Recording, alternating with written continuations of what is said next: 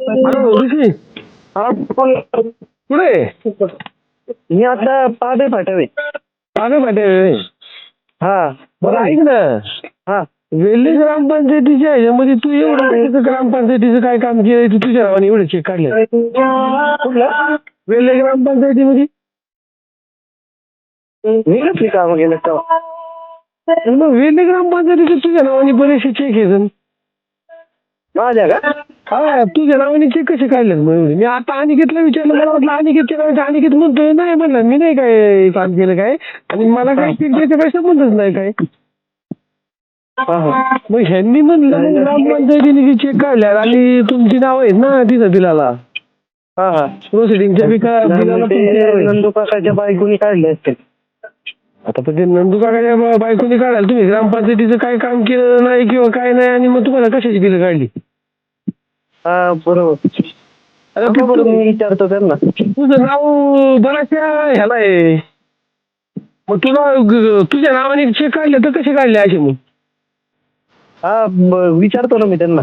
अरे तुला माहित नाही का मग चेक तुझ्या नावाने काढले म्हणून काय? माग माया नावाने आहे ना, माया एक का दोन चेक आहे ना माझ्याकडे दिल तर मला म्हणले होते घ्यायचे मला आणून.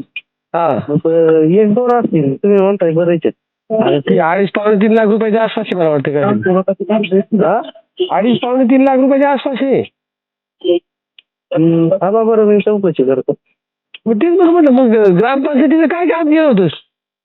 काय ग्रामपंचायतीचं काय काम केलं होतं? तेच नाही, उगाच काहीतरी नाही आणलं काही. आता ती चौकशी चौकशी लागणारच आहे, कारण की ते डॉक्युमेंट बाहेर आले. मला माहित, मी नाही ते टाकायला आपल्या मागे उगाच आहे का ना. आता मग मागचे पैसे काढून त्यांना दिलं होतं का? नाही, त्यांनी काढला असतील, कारण का ते माझ्या नावाचा जरी चेक काढला ना पीडीसी बँकेत, पीडीसी बँकेचा चेक घेऊन गेले तरी ते पीडीसी वाले पैसे देतात. आता त्यांनी माग 2 मोठी अमाऊंट होती ना, त्यावेळेस मला म्हणलं तुझ्या नावाचं चेक काढल्यात, मी नाव टाकलंय, मला तेवढं पैसे कॅश आणून दे. तेवढं मी 2 दिलं होतं काढून. आणि मग काम तर काय केलं होतं? काम काय केलं होतं का नाही? काम काय असं काय केलं तर आईला बरा आहे धंदा. हो, मी त्यांना विचारतो. चांगला फ्रॉड चाललाय काय आहे ग्रामपंचायतीचं? नाही तर यायचं माझ्या आणायलाच काहीतरी की यायचं येणारच. बघू बरं, विचारतो मी त्यांना. चालतंय. हा.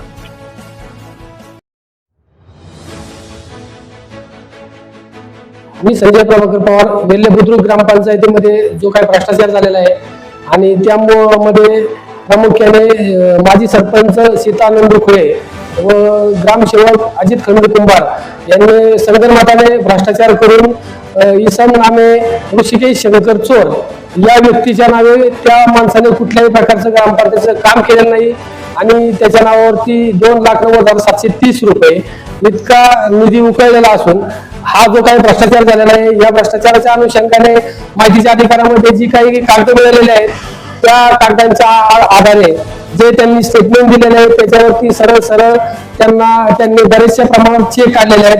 या चेकमध्ये साधारणतः बरेचसे चेक हे ग्रामपंचायतीचे 5,000 रुपयाच्या वरचे हे बेरर न देता अकाउंट पे पाहिजे होते, परंतु हे सदरचे चेक हे त्यांनी बेरर काढलेले आहेत. आणि हे माहितीच्या अधिकारामध्ये त्यांना माहिती मागितलेली असता ग्रामसेवक हे उडवडीची उत्तर देतात आणि कुठेतरी प्रशासन त्यांना पाठीशी घालत आहे. त्यामुळे त्यांच्यावर योग्य ती कारवाई या अनुषंगाने काय व्हावी, यामुळं पंचायत समिती असेल, जिल्हा परिषद असेल यांनी याच्यामध्ये लक्ष देऊन सदरच्या यांना 39-1च्या मागणीसाठी सुद्धा मी मागं उपोषण केलेलं होतं, आणि त्यांच्यावर त्या मागणीसाठी सुद्धा सध्या बोर्डची समिती नेमली गेली होती आणि त्या अहवालामध्ये ते सरळ स्पष्टपणे दोषी आढळल्याचं दिसून येत आहे.